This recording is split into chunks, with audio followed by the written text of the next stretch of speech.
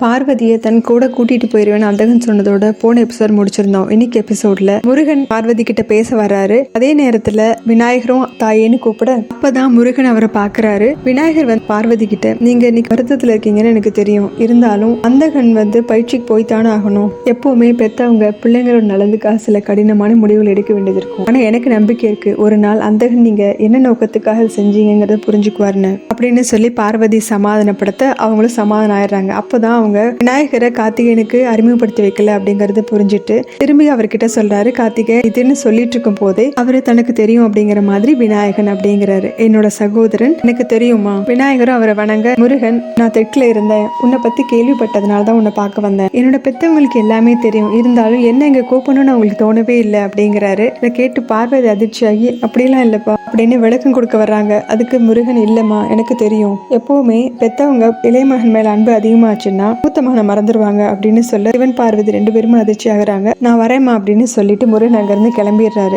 இதை கேட்டு ரெண்டு பேருமே ஸ்தம்பிச்சு நிக்க விநாயகர் அவர் தடுக்க பாக்குறாரு, இருந்தாலும் முடியல. அடுத்த காட்சியில அந்தகன் இரண்யாட்சன் கூட வந்துட்டு இருக்கான். அவங்க ரெண்டு பேருமே ஒரு குகைக்குள்ள போறாங்க. அந்த இடத்த அவனால மனக்கண்ணுல பார்க்க முடியுது. ஒரே இடத்துல நின்னதும் இரண்யாட்சன், ஏன்பா இங்கே நின்னுட்ட அப்படின்னு கேட்டதும் அவனோட கண்ணுக்கு அந்த குகைக்குள்ள ஒரு வெளிச்சம் தெரியுது. அந்தகனும், நான் இங்க இருந்து உங்க கூட வர விரும்பல, இதுக்கப்புறம் என்னோட பாதி நானே தேர்ந்தெடுத்துக்கிறேன் அப்படின்னு சொல்றான். இல்ல, நான் ரிஷி உஷானாவை உனக்கு அறிமுகப்படுத்தணும்னு நினைக்கிறேன், அவர் உன்னோட குரு அப்படின்னு சொல்ல, இவன் இல்ல, என் குருவை நானே கண்டுபிடிச்சுக்கிறேன், அவர்கிட்ட நான் பயிற்சி எடுத்துக்கிறேன், கார்த்திகேயனை தோக்கடிக்கிற வித்தையும் கத்துக்கிறேன், விநாயகரும் கைலாயத்துல இருந்து விரட்டிடுவேன், அதோட முக்கியமான விஷயம் என் திறமைகள் எல்லாம் வளர்த்துக்கிட்டு மகாதேவரோட இந்த சிறைச்சாலையில இருந்து பார்வதியும் விடுவிச்சிருவேன் அப்படிங்கிறான். இரண்யாட்சன் இதை எதிர்பார்க்காதனால அவன் எந்த பதிலும் பேச முடியாம நின்றுட்டு இருக்கான். அடுத்த காட்சியில பார்வதி காமிக்கிறாங்க. அவங்க முருகன் சொன்னதை யோசிச்சுட்டு இருக்காங்க. அவங்க அழுகியோட சொல்லிட்டு இருக்காங்க, ஒரு தாய்க்கு எல்லா குழந்தைகளும் சமங்கிறதும் அவங்களுக்குள்ள எந்த பாரபட்சம் இல்லைங்கிறதும் உனக்கு ஏன் புரியல கார்த்திகேயன் இருக்காங்க. அந்த இடத்துக்கு சிவன் வர, சிவன் கிட்ட பார்வதி சொல்றாங்க, நான் செய்யற செயல்கள்னால அந்தகன் மட்டும் கஷ்டப்படல, கார்த்திகேயனும் கஷ்டப்பட்டிருக்கான், ஒரு தாய்க்கு இந்த மாதிரி திரும்ப திரும்ப நடக்குது அப்படின்னு கேக்குறான். அதுக்கு சிவனும், ஏன்னா ஒரு தங்கத்தை தான் புடம் போடுவாங்க, அது உனக்கு நல்லா தெரியும் இல்லையா அப்படின்னு கேக்குறாரு. ஆனா பார்வதி வருத்தம்னா தீராம சொல்றாங்க, கார்த்திகேயனுக்கு அவன் மேல நான் வச்சிருக்க அன்பை சொன்னாதான் புரியணுமா,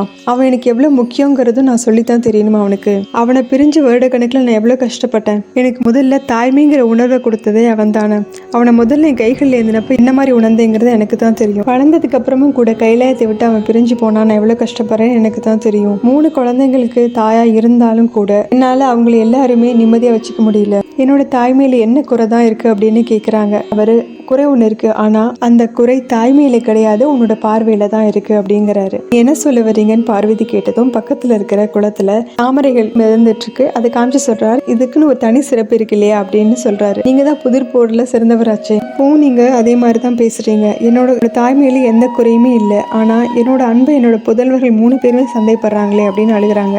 அதுக்கு சிவன் சொல்றாரு, ஏன்னா அவங்க 3 பேரையுமே நீ உன்ன மாதிரியே நினைக்கிற, ஆனா அவங்களுடைய கர்ம பலன் அவங்கள வேற பாதையில தான் கூட்டிட்டு போகும், ஆனா நீ ஆசைப்படுற மாதிரி நடக்கல அப்படிங்கறதுனால உனக்கு கவலை ஏற்படுது. குழந்தைங்களை பெத்து வளர்க்கறது பெத்தவங்களோட கடமையா இருக்கலாம், ஆனா அந்த குழந்தைங்க எப்படி வளரணும் அப்படிங்கறது அவங்களோட எதிர்காலம், இது எல்லாமே அவங்க கர்ம பலனை பொறுத்து தான் இருக்கும். ஒவ்வொருத்தரும் அவங்களுக்கான பாதைகளை அவங்களே தான் தேர்ந்தெடுக்கணும். இதுல பெற்றவர்கள் குறுக்கிட்டாங்க அப்படின்னா போதும் வளர்ந்து விபரீதம் தான் ஏற்படும். பிள்ளைகள் பெத்தவங்களோட அம்சமா இருக்கலாம், ஆனா அவங்களோட அனுபவ பாடம் மூலமா தான் அவங்க வாழ்க்கையில கத்துக்கிட்டாகணும். நாம அவங்களுக்கு வழிகாட்டலாம், ஆனா பயணமும் லட்சியமும் எப்படி இருக்குங்கிறத அவங்க தான் தீர்மானிக்கணும் அப்படின்னு அவங்களுக்கு தெளிவா சொல்றாரு. இதுல பார்வதியும் எனக்கு தெளிவாயிடுச்சு அப்படின்னு சொல்ல, இதுதான் ரொம்ப முக்கியம் அப்படிங்கிறாரு சிவனும். ஏன் அப்படி சொல்றீங்க அப்படின்னு கேக்குறாங்க பார்வதி. நம்மளோட 2 புதல் அவங்க பெத்தவங்களை பரீட்சிக்க போறாங்க இனிமே அப்படின்னு சொல்றாரு. இதை பார்த்துட்டு பார்வதியும் எதா இருந்தாலும் பாத்துக்கலாம் அப்படிங்கிற மாதிரி அவரை பார்த்து பொண்ணு இந்த எபிசோட் முடியுது. அடுத்த எபிசோட்ல பார்க்கலாம். சேனல் லைக் பண்ணுங்க, ஷேர் பண்ணுங்க, சப்ஸ்கிரைப் பண்ணுங்க, பெல் பட்டனை பிரஸ் பண்ணுங்க. தேங்க்யூ.